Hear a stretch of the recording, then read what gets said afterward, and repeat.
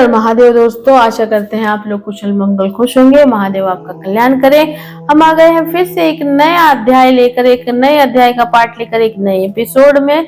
पिछला अध्याय आपने 27वां अध्याय देखा था, जिसमें जो दक्ष प्रजापति हैं वो एक बहुत बड़ा यज्ञ करते हैं, उन सबको बुलाते हैं, लेकिन अहंकार के, ईगो के, द्वेष के वश में आकर वो महादेव को ही नहीं बुलाते हैं। तो उस यज्ञ में दधीचि ऋषि आते हैं। दधीचि ऋषि नहीं देखते कि महादेव वहां पे है, तो वो सवाल करते हैं दक्ष से, और दक्ष जो है फिर से अपमान करते हुए महादेव का बोलते हैं कि उन्हें बुलाने की कोई जरूरत नहीं है, वो इस यज्ञ के योग्य नहीं है। और दधीचि फिर उन्हें बोलते हैं कि मैं इस यज्ञ में नहीं रुक सकता जहाँ पे महादेव नहीं है, और वो वहां से वॉकआउट कर जाते हैं। तो इस प्रकार से ये अध्याय था 27वां की एक बहुत ही अच्छी सीख देता हुआ चल रहा है ये पाठ, और ये कथा बहुत ही इंटरेस्टिंग होते जा रही है कि अहंकार का अंत विनाश होता है। तुम चाहे कितने भी बड़े हो, तुम चाहे कितने भी ज्ञानी हो, अगर तुम्हारे अंदर अहंकार आ गया तो तुम्हारा विनाश निश्चित है। तो ये इंटरेस्टिंग कथा होती जा रही है, आप श्रवण जरूर करिएगा, क्योंकि महाशिव पुराण मोक्ष का द्वार है। और सब्सक्राइब जरूर करिएगा, और कमेंट में हर हर महादेव जरूर लिखिएगा, ठीक है। तो चलिए शुरू करते हैं हम लोग पाठ का। तो शुरू करते हैं शिव महापुराण रुद्र संहिता सती खंड का 28वां अध्याय जो है वो क्या कहता है। दक्ष यज्ञ का समाचार पाकर एवं शिव की आज्ञा प्राप्त कर देवी सती का शिव गणों के साथ पिता के यज्ञ मंडप के लिए प्रस्थान करना। ब्रह्मा जी बोले, हे नारद, जब देवता तथा ऋषिगण बड़े उत्साह के साथ दक्ष के यज्ञ में जा रहे थे, उसी समय दक्ष कन्या देवी सती गंधमादन पर्वत पर चतुर्वेद से युक्त धारागृह में सखियों से घिरी हुई अनेक प्रकार की क्रीड़ाएं कर रही थी।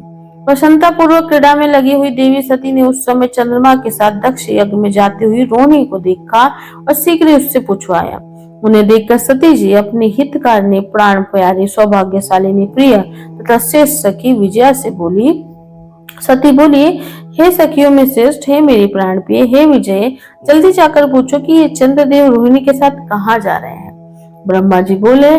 सती के इस प्रकार कहने पर विजया ने तुरंत उनके पास जाकर यथोचित रूप से उन चंद्रमा से पूछा कि आप कहाँ जा रहे हैं। तो विजया की बात सुनकर चंद्रदेव ने अपनी यात्रा का उद्देश्य आदर पूर्वक बताया, और उन्होंने दक्ष के यहाँ होने वाले यज्ञ महोत्सव का सारा वृत्तांत कहा। वो सब सुनकर विजया बड़ी उतावली के साथ देवी के पास आई और चंद्रमा जो कहा था वो सब सती से कह दिया। उसे सुनकर सती कालिका देवी को बड़ा आश्चर्य हुआ। वो सोचने और विचारने पर भी अपने यहाँ सूचना ना मिलने का कारण ना समझ पाने पर वे मन में सोचने लगी, दक्ष तो मेरे पिता हैं, वीरनी मेरी माता है और मैं उनकी प्रिय कन्या हूँ, परंतु उन्होंने यज्ञ में मुझे नहीं बुलाया। वे कैसे भूल गए और निमंत्रण क्यों नहीं भेजा?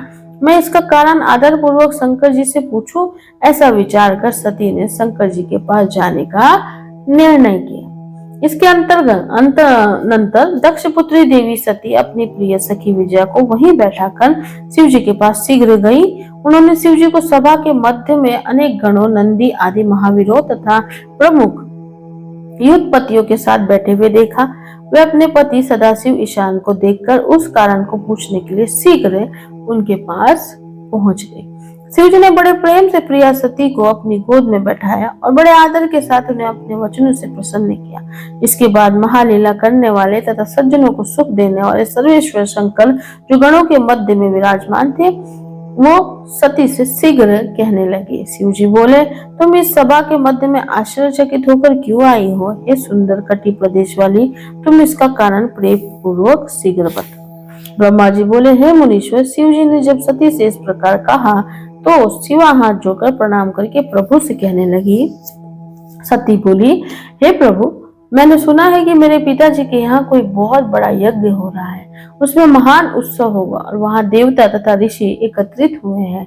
हे देव देवेश्वर, पिताजी के उस महान यज्ञ में जाना आपको अच्छा क्यों नहीं लगा? हे प्रभु, जो भी कारण हो वो सब बताइए।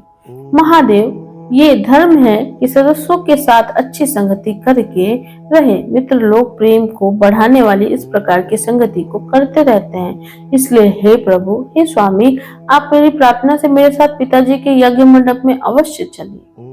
ब्रह्मा जी बोले, सती के इस वचन को सुनकर दक्ष के वाग बाणों से बींधे हुए हृदय वाले देव महेश्वर मधुर वचन में कहने लगे। महेश्वर बोले, हे देवी, तुम्हारे पिता दक्ष मेरे विशेष द्रोही हो गए हैं। जो प्रमुख देवता, ऋषि तथा अन्य लोग अभिमानी, मूढ़ और ज्ञान शून्य हैं, वे ही तुम्हारे पिता के यज्ञ में गए हुए हैं। हे देवी, जो लोग बिना बुलाए दूसरों के घर जाते हैं, वे वहां अनादर ही पाते हैं।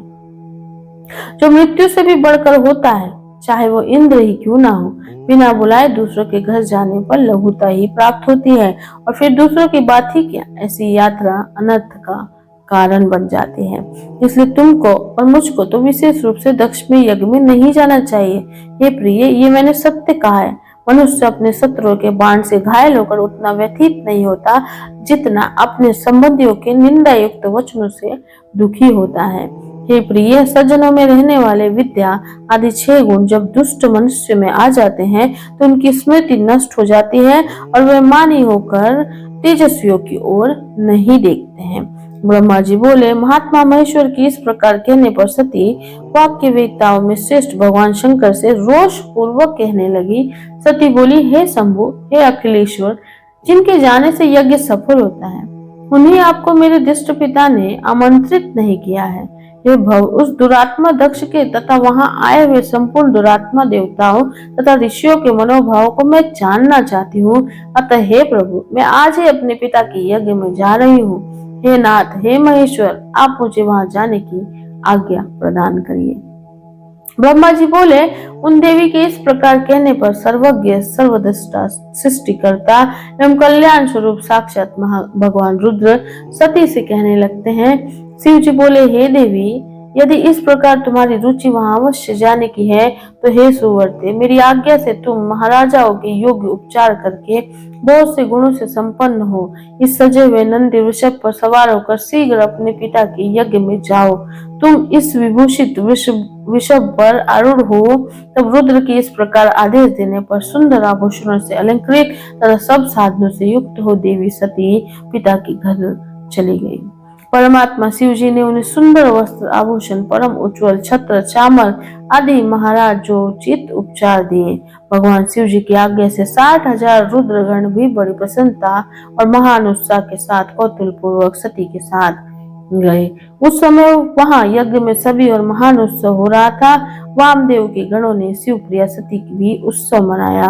महावीर तथा शिवप्रिय वे गण कौतूहल पूर्वक कार्य करने तथा सती और शिव के यश को गाने लगे और बलपूर्वक उछल कूद करने लगे। जगदम्बा की यात्रा काल में सब प्रकार से महान शोभा हो रही थी। उस समय जो सुखद जय जयकार आदि शब्द उत्पन्न हुआ, उसे तीनों लोक गूंज उठे। इस प्रकार से शिव महापुराण के अंतर्गत द्वितीय रुद्र संहिता के द्वितीय सती खंड में सती यात्रा वर्णन नामक 28वां अध्याय पूर्ण हुआ। हर हर शंभो, हर हर महादेव। सो देखा आपने 28वें अध्याय में किस प्रकार सती माता को पता चलता है कि उनके पिता जो है वो यज्ञ कर रहे हैं। और किसी भी पुत्री के लिए, कोई भी बेटी हो, तो जो हम ह्यूमंस में, जो हम इंसानों में रहता है व्याधि, हम लोग यही सोचते हैं कि कोई हमें क्यों नहीं बुलाया। हम लोग ये सब टेंशन लेने लगते कि हमारा अपना ही हमें क्यों नहीं बुला रहा, हमें इनवाइट नहीं कर रहा, मतलब हमसे द्वेष कर रहा है। और सबसे ज्यादा तकलीफ हुई तो इसलिए फिर महादेव उन्हें समझाते भी है, उन्हें बोलते भी है कि किसी को बिना बुलाए किसी के घर पे नहीं जाना चाहिए, क्योंकि हमें अपमान ही मिलता है। और खासकर हमारे संबंधी, अगर उन्होंने हमें इज्जत नहीं दी है, हमें नहीं बुलाया, तो हमें उनके पास नहीं जाना चाहिए, क्योंकि इससे अपमान ही होता है और ज्यादा हर्ट होता है इंसान को। और वो सच भी है ना, कि हम लोग के जो अपने, हम लोग जिसको मानते हैं, वो हमारे साथ अगर ऐसा करे तो हमें ज्यादा हर्ट होता है। तो हम लोग ये सोचते रह जाते हैं, हमेशा ये विचार करते हैं कि क्या हुआ कि इसने हमसे ऐसे, मतलब ये ना हमारे अगेंस्ट हो गए, हमसे बात ही नहीं करते हैं। बहुत सारा होता है ना कि अपने रिलेटिव अपने से बात करना बंद कर देते हैं, या हम उनसे बात करना बंद कर देते हैं। तो ये जो द्वेष है, ये जो चीजें है, बस ये इसका जो मेन है ना, आप समझ रहे हैं, इसका जो मेन स्टेज प्लेटफॉर्म जिस पर ये खड़ा है ना, वो है अहंकार, ईगो। ये अहंकार, ईगो ही है जो लोगों में आ जाता है और एक दूसरे से द्वेष करा बैठता है, एक दूसरे से प्रॉब्लम क्रिएट करता है। ये नहीं आएगा कुछ नहीं होगा। सब रिलेशन बहुत अच्छे से चलेंगे। रिलेशन चाहे कुछ भी हो, वो पति पत्नी का हो, माँ बेटे का हो, बाप बेटी का हो, या पति और गर्लफ्रेंड बॉयफ्रेंड का हो, फ्रेंड का हो, कोई भी रिलेशन दुनिया का हो, वो टिका इसी पर है कि तुम अगर दोनों एक रिलेशन में आप अगर किसी के साथ रिलेशन में हो और आप बीच में अहंकार ले आए तो आपका रिलेशन खत्म हो जाता है। यही मेन है, ये सीख है कि अहंकार और ईगो को बाजू में रखो, तब देखो रिलेशनशिप बहुत अच्छे चलते हैं और बहुत लंबे चलते हैं। लेकिन फिर वही बोलेंगे इन लोगों में अहंकार। तो चलिए, यह 28वां अध्याय पूर्ण हुआ। अगले हफ्ते हम लोग फिर से मिलेंगे।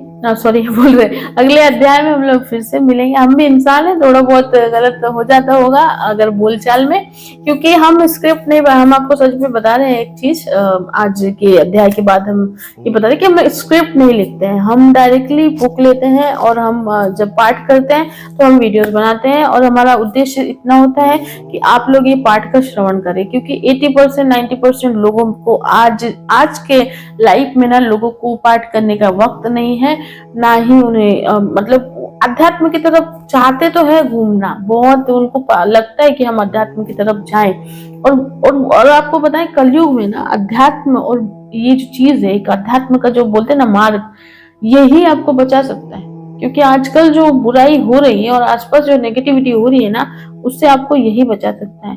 तो इसलिए हमारा उद्देश्य यही रहता है कि हम ये जो पाठ कर रहे हैं वो आप तक पहुंचे, आप लोग इसका श्रवण करें और आप लोग भी इससे ज्ञान ले और आप लोग भी समझे कि हम लोग क्या कर रहे हैं और हमें दुनिया में हमें क्या करना चाहिए। क्योंकि हम एक सोल है, हम एक सोल होने के नाते हम लोग के कुछ कर्तव्य, हम लोग के कुछ उद्देश्य है जिसे हम लोग जान नहीं पाते जिंदगी भर, और हम लोग उसी में साइकिल में, रीबर्थ के साइकिल में चले जाते हैं। तो इसीलिए हम चाहते हैं कि जैसे ये हमारी मोक्ष का मार्ग जो हम चुन रहे हैं और जिस पर हम चल रहे हैं, हम आपके साथ भी शेयर करें।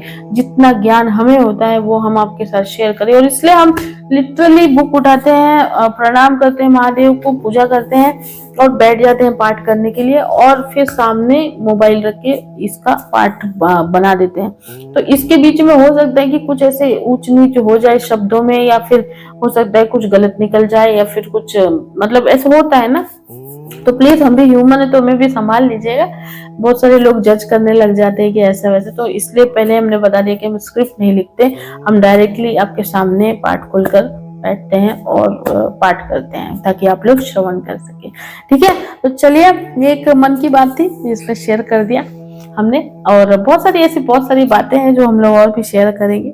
चलिए, मिलते हैं अगले अध्याय में। आप लोग अपना बहुत बहुत ख्याल रखिए, एंड ऐसे ही कमेंट देते रहिए और ऐसे ही प्यार लौटाते रहिए, और प्लीज प्लीज सब्सक्राइब जरूर करिए। आप सब्सक्राइब करेंगे तो ये चैनल ग्रो करेगा, और जितना ये ग्रो करेगा लोगों में उतना ये फैलेगा, लोग उतना सुनेंगे, लोगों को उतना ध्यान आएगा, उतना समझ आएगी कि वो जो गलत कर रहे हैं, अगर गलत कर रहे हैं तो वो फिर सही रास्ते पे चले आएंगे। हमारा उद्देश्य ये है कि सबको अध्यात्म के राह पे लाएं, और हमारा ये जो उद्देश्य है वो महादेव पूरा करें। चलिए, अपना बहुत बहुत ख्याल रखिए। हर हर महादेव।